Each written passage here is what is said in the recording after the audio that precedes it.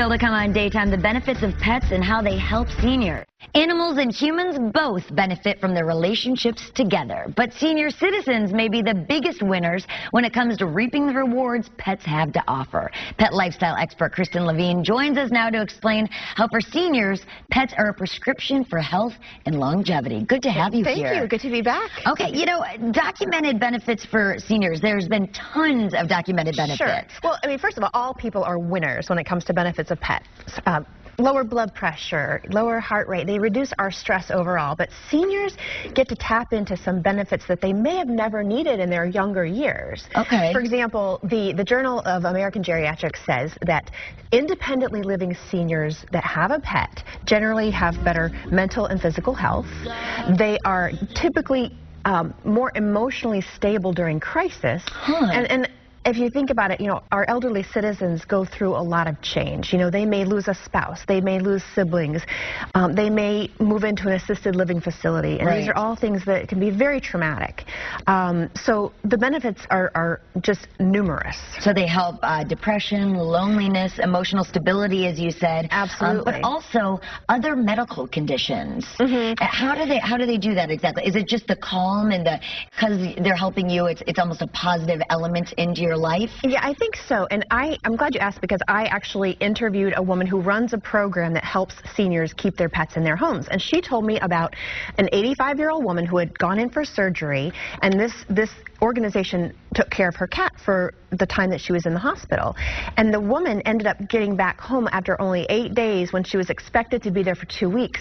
And they really believe that she was so anxious to get home to take care of her cat. Right. You know, so it gives seniors something to look forward to, something to care about, and a real feeling of importance where they may not feel like they're important to anybody in their older years. Now, speaking of importance and making giving yourself a reason to live, because for many seniors, and I know some who have pets, and they say it gives me a reason to live. Yes. And to live longer. Right. But you know a particular man named Arnold who gets great benefits. Arnold's adorable. I interviewed him for my radio show, and he has a little dog named Jade, who's a boy, by the way. And there they are. There's Arnold and there's Jade. And I said, Arnold, what does Jade mean to you? And he said, she means everything to me. He said she's the greatest antidepressant, and he said that she helps him meet people that he would never meet otherwise. And at the end of the interview, I said to him, what would life be like without Jade? And he said, it would be very drab indeed. And I just thought, oh, that, you know, he said it better than I ever could. The little dog means so much to him, but not all seniors can actually live with a pet. Okay, now that's a really good point. So how can you connect people if they've never had a pet, they can't live with the pet, but they still want the benefits of having an animal in their life? A couple of different ways. Most common ways are either through volunteer or service programs. So a senior could get involved in a local animal shelter or a rescue group, or even participate in pet therapy programs. I know when I worked in the shelter environment, we had lots of that just loved coming to the shelter and being part of that environment and making lives better for animals, whether they were doing hands-on work or administrative work. It didn't matter. They were connected to an animal cause. But another great way to connect seniors with pets is through the pet therapy programs I mentioned before.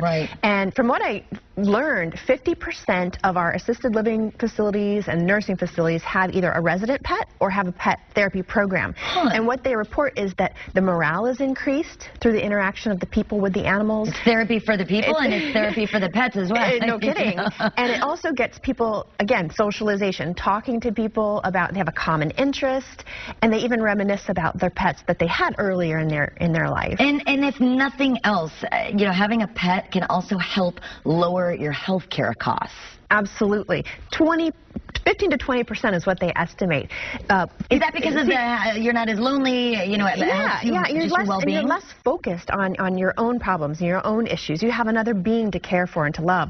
And the statistics I came across showed that seniors with pets tended to have 20% fewer health care visits a year, shorter hospital stays, and save 15 to 20%. So there you go. Don't just get a dog, get 20 of them. Right, there you go. Kristen Levine, always good to have you My here. pleasure. All right, let's head on over to Cindy. Cindy, you have 2 beautiful pups.